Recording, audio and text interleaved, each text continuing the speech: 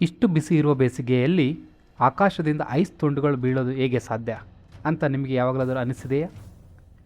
ಇತ್ತೀಚೆಗೆ ಕರ್ನಾಟಕದಲ್ಲಿ ಬಂದ ಹಿಮಮಳೆ ನೋಡಿ ಹಲವರು ಇದು ಕಾಶ್ಮೀರ ಆಗ್ತಿದೆಯಾ ಅಂತ ಆಶ್ಚರ್ಯಪಡ್ತಿದ್ದಾರೆ. ಆದರೆ ನಿಜ ಏನೆಂದರೆ ಇದು ಒಂದು ಅದ್ಭುತವಾದ ನೈಸರ್ಗಿಕವಾದಂಥ ವೈಜ್ಞಾನಿಕ ಪ್ರಕ್ರಿಯೆ. ಬನ್ನಿ ಹಿಮಮಳೆ ಹೇಗೆ ರೂಪುಗೊಳ್ಳುತ್ತದೆ ಅನ್ನೋದನ್ನು ಸರಳವಾಗಿ ತಿಳ್ಕೊಳ್ಳೋಣ. ಮೊದಲಿಗೆ ಈ ಪ್ರಕ್ರಿಯೆ ಶುರುವಾಗುವುದು ಬಿಸಿಲಿನಿಂದ. ಬೇಸಿಗೆಯಲ್ಲಿ ಸೂರ್ಯನ ಬಿಸಿಲು ಭೂಮಿಯನ್ನು ತುಂಬ ಬಿಸಿ ಮಾಡುತ್ತದೆ.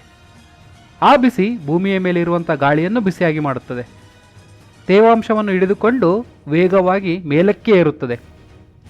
ಈ ಪ್ರಕ್ರಿಯೆಯನ್ನು ನಾವು ಕನ್ವೆಕ್ಷನ್ ಅಂತ ಕರೆಯುತ್ತೇವೆ. ಈ ಮೇಲಕ್ಕೆ ಹೋಗುವಂಥ ಬಿಸಿ ಗಾಳಿ ಮತ್ತು ತೇವಗಾಳಿ ಮೇಲೆ ಹೋಗುತ್ತಾ ತಣ್ಣಗಾಗುತ್ತದೆ. ಈ ತಣ್ಣಗಾಗುವಂಥ ಪ್ರಕ್ರಿಯೆಯಲ್ಲಿ ದೊಡ್ಡ ಮತ್ತು ಎತ್ತರದ ಮೋಡಗಳು ರೂಪುಗೊಳ್ಳುತ್ತವೆ. ಈ ಮೋಡಗಳನ್ನು ಕ್ಯುಮುಲೋನಿಂಬಸ್ ಕ್ಲೌಡ್ ಅಂತ ಕರೆಯುತ್ತಾರೆ. ಇವು ಸಾಮಾನ್ಯವಾದ ಮೋಡಗಳಲ್ಲ, ಇವು ಬಹಳ ಎತ್ತರಕ್ಕೆ ಹೋಗುತ್ತವೆ. ಅಂದರೆ ಸರಿಸುಮಾರು 15ರಿಂದ 20 ಕಿಲೋಮೀಟರ್ ಮೇಲೆ. ಅಲ್ಲಿ ಟೆಂಪರೇಚರ್ 0 ಡಿಗ್ರಿಗಿಂತ ಕಡಿಮೆ ಇರುತ್ತದೆ. ಇದೇ ಜಾಗದಲ್ಲಿ ಹಿಮಮಳೆಯ ಕತೆ ಆರಂಭವಾಗುತ್ತದೆ.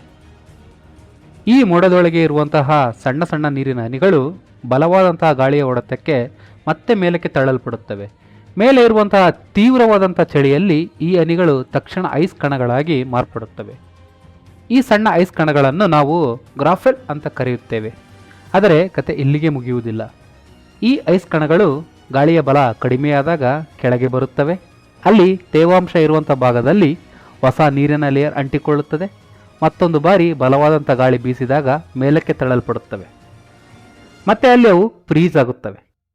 ಹೀಗೆ ಮತ್ತೆ ಮತ್ತೆ ಮೇಲಕ್ಕೆ ಕೆಳಕ್ಕೆ ಹೋಗುತ್ತಾ ಪ್ರತಿ ಬಾರಿ ಹೊಸ ಹಿಮದ ಪದರಗಳು ಸೇರುತ್ತಾ ಹೋಗುತ್ತವೆ. ಇದು ಒಂದಿಷ್ಟು ಲಿಫ್ಟ್ ಮತ್ತು ಎಲಿವೇಟರ್ ತರಹ ಕೆಲಸ ಮಾಡುತ್ತಿರುತ್ತದೆ. ಈ ಪ್ರಕ್ರಿಯೆ ಮುಂದುವರೆದಂತೆ ಹಿಮದ ಕಣ ದೊಡ್ಡದಾಗುತ್ತಾ ಹೋಗುತ್ತದೆ. ನೀವು ದೊಡ್ಡ ಹಿಮದ ಕಲ್ಲನ್ನು ಕತ್ತರಿಸಿದರೆ ಅದರೊಳಗೆ ಈರುಳ್ಳಿ ಥರ ವೃತ್ತಾಕಾರದ ಪದರಗಳು ಕಾಣಿಸುತ್ತವೆ. ಪ್ರತಿ ಪದರವು ಅದು ಎಷ್ಟು ಬಾರಿ ಮೋಡದೊಳಕ್ಕೆ ಮೇಲಕ್ಕೆ ಮತ್ತು ಕೆಳಕ್ಕೆ ಹೋಗಿದೆ ಅನ್ನುವುದನ್ನು ತೋರಿಸುತ್ತದೆ. ಈ ಪ್ರೋಸೆಸ್ ಮುಂದುವರೆದಂತೆ ಹಿಮದ ಕಲ್ಲು ತುಂಬ ಭಾರವಾಗುತ್ತದೆ ಅಥವಾ ಮೋಡದೊಳಗಿನ ಗಾಳಿಯ ಬಲ ಕಡಿಮೆಯಾದಾಗ ಗಾಳಿಗೆ ಅದನ್ನು ಹಿಡಿದುಕೊಳ್ಳಲು ಆಗುವುದಿಲ್ಲ. ಆ ಕ್ಷಣದಲ್ಲಿ ಗ್ರಾವಿಟಿ ತನ್ನ ಕೆಲಸವನ್ನು ಮಾಡುತ್ತದೆ ಮತ್ತು ಹಿಮದ ಕಲ್ಲು ಭೂಮಿಗೆ ಬೀಳುತ್ತವೆ.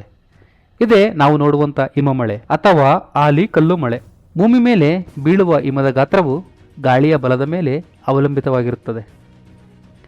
ಗಾಳಿಯ ಬಲ ಜಾಸ್ತಿ ಆದರೆ ಹಿಮ ಹೆಚ್ಚು ಸಮಯ ಮೋಡದೊಳಗೆ ಇರುತ್ತೆ. ಆದ್ದರಿಂದ ಅದು ಇನ್ನೂ ದೊಡ್ಡದಾಗುತ್ತಾ ಹೋಗುತ್ತದೆ.